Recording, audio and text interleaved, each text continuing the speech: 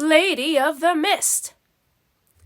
Fingers of mist floated off the mountain lake, creeping through the trees until they coiled around the log cabin where Garfield, John, and Odie sat staring at the fire in the hearth.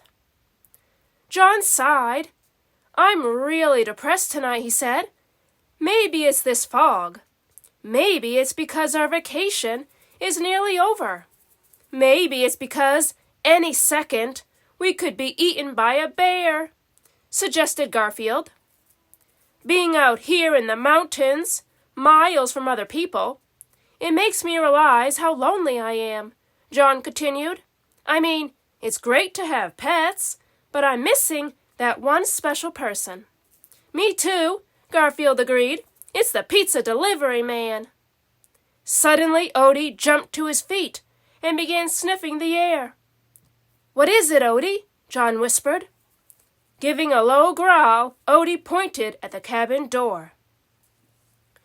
"Something's out there," said Garfield. "It could be a pet-eating bear." There was a light knock at the door. A very polite, pet-eating bear. John unlocked the door and peeked outside. Then he swung the door wide open. There in the mist stood a woman in a down jacket, jeans, and hiking boots. "Sorry to bother you," she said softly, "but do you think I could stay here tonight?" "Would you?" said John. "Come in." The woman stepped inside. In the firelight, her face looked very pale. Pale but beautiful, John thought. "I'm John Arbuckle," said John, extending his hand. "Emily Webb," said the woman. "Brr, your hand is like ice," said John. "How long have you been out there?" "Seems like forever," she replied. "I was trying to get back to my campsite, but I couldn't find it in this fog." "You'll have no problem in the morning," John said. "But for now, I'll put another log on the fire, and get you a blanket, and make some hot chocolate." While John was fussing around the cabin, his two pets introduced themselves to the stranger. "I'm Garfield, and this is Odie," said Garfield. "We're glad you're not a bear. Got any snacks?" "You have adorable pets, John," she said. "They take after their owner," John replied. "Odie, I think we've been insulted," said Garfield. John brought the hot chocolate. He and Emily sat by the fire. They talked. Emily was a botanist studying the mountain flowers. She'd found some unusual specimens near the rim of Bottomless Gorge. The more she talked, the brighter became the gleam in John's eyes. "Uh-oh," Garfield said to Odie. "John's got that happily ever after look on his face again. I see a major rejection on the horizon." It grew late. John insisted that Emily take the bed while he and his pets bedded down on the floor. "You're very kind, John," said Emily. "Then I wish he'd kindly stop hogging the covers," complained Garfield. Under the blankets, John whispered to his pets, "Am I a lucky guy or what? She's beautiful, she's intelligent. I think I met the woman of my dreams." "And she's met the man of her nightmares," grumbled Garfield. "Go to sleep." When they awoke the next morning, the mist had disappeared, and so had the woman. John rushed outside.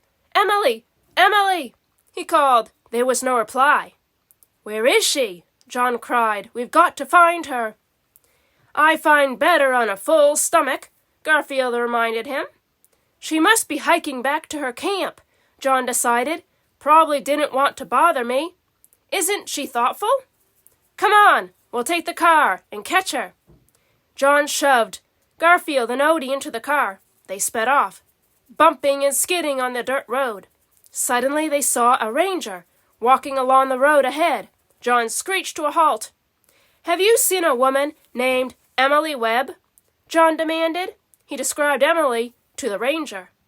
"Haven't seen her," said the ranger, "but neither have you, really." "What do you mean?" The ranger leaned on the car. "Emily Webb came here about 5 years ago to study the flowers. Nice lady, smart lady, but one day she disappeared. We hunted for her a long time. Finally, our helicopter spotted her body on a ledge in Bottomless Gorge. Guess she must have slipped. We tried, but we never could reach her. The ledge was too far down." "But I saw her last night," John blurted out. "Oh, people do see her. On misty nights, she sometimes stops by a cabin. Her spirit just gets lonely, I suppose. Anyway, now you can tell your grandkids that you've seen a ghost." "Funny, she didn't look ghostish," said Garfield. The ranger walked on, leaving John slumped over the wheel. "Just my luck. I fell in love with a ghost," moaned John. "I'll never find that special someone. I'm always be alone." Garfield and Odie looked at each other. "Alone? Don't be ridiculous," said Garfield. Then he and Odie gave John a big hug. "Thanks, guys," said John. "I really needed that."